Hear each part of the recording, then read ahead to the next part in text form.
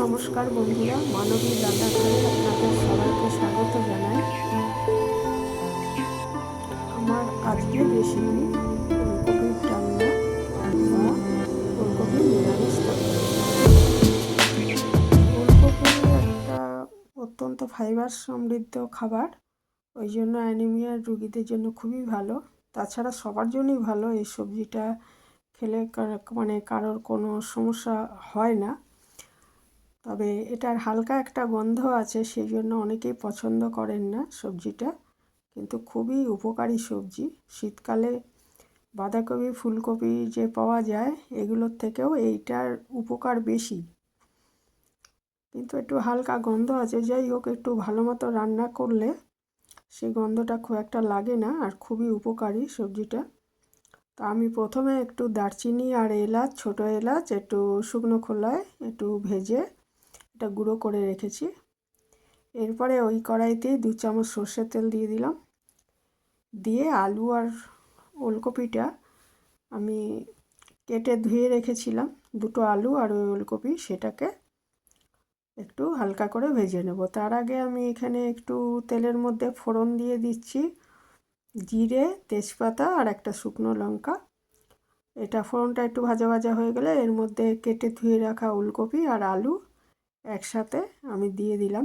আলাদা করেও ভাজতে পারতাম, কিন্তু আমি তাড়াতাড়ি করব বলে একসাথেই দিয়েছি। দিয়ে একটু হলুদ আর নুন, 1/2 চামচের একটু বেশি নুন দিয়ে এটা আগে একটু হালকা করে ভেজে নেব।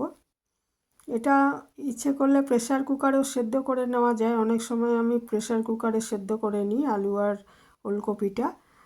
তো আজকে আমি এইভাবে করছি, একটু ঢেকে ঢেকে রান্না করব, তাহলেই সেদ্ধ হয়ে যাবে। ওলকপিটা সেদ্ধ হতে একটু দেরি হয়, আলুর তুলনায় বলছি আর কি। এটা নুন আর হলুদ দিয়ে একটুখানি সাঁতলে আমি এটা একটু তুলে রাখবো। তারপরে ওই কড়াইতেই আর একটু তেল দিয়ে আগে মশলাটা ভেজে নেবো। মশলা বলতে খুব অল্প মশলাই দিয়েছি, একটু জিরে আর আদা গুলে রেখেছিলাম, যে জিরেটাও গুঁড়ো এবং আদাটাও হচ্ছে গুঁড়ো আদা দিয়েছি, আর একটু লঙ্কা, এটা আমি দিয়ে এর গুলে রেখেছিলাম যাতে পুড়ে না যায় মশলাটা। আর একটা টমেটো দিয়ে দিয়েছি এর মধ্যে, আর একটু মিষ্টি এই সময় দিয়ে দিতে পারেন। একটু মিষ্টি দিলে নিরামিষ তরকারি একটু খেতে ভালো লাগে। আর এর মধ্যে তো পেঁয়াজ নেই, সেই জন্য পেঁয়াজ থাকলে পেঁয়াজেরও একটা মিষ্টি ভাব আছে। আর অল্প কিছু মটরশুঁটিও আমি দিয়ে দিয়েছিলাম। দিয়ে এটাকে আমি আবার মশলার সাথে, এটা তো একটু সাঁতলে রেখেছি মানে একটু সেদ্ধ হয়েই আছে, তো সেটাকে আবার একটু মশলার সাথে কষিয়ে নিচ্ছি। একটু কষানো হয়ে গেলে তারপরে আমি এটার মধ্যে জল দিয়ে দেবো আর কি, পরিমাণ মতো দিয়ে ঢেকে ঢেকে রান্না করব। ততক্ষণ রান্না করব যতক্ষণ না সবজিগুলো সেদ্ধ হয়ে যায়, মানে ওলকপি আর আলু সেদ্ধ হয়ে যায়। সেই জন্য প্রথমে মিনিট 5 আমি ঢেকে রান্না করব।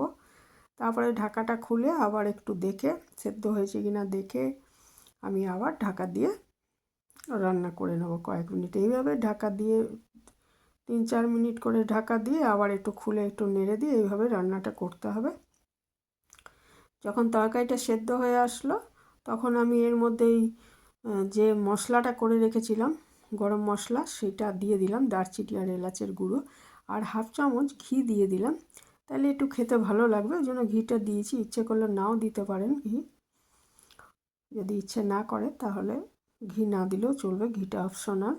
তারপরে আবার একটু ঢেকে রেখে দিলাম, তাহলে এটা আমার পরিবেশনের জন্য তৈরি হয়ে যাবে। রুটি আর ভাতের সাথে খুবই ভালো লাগে খেতে।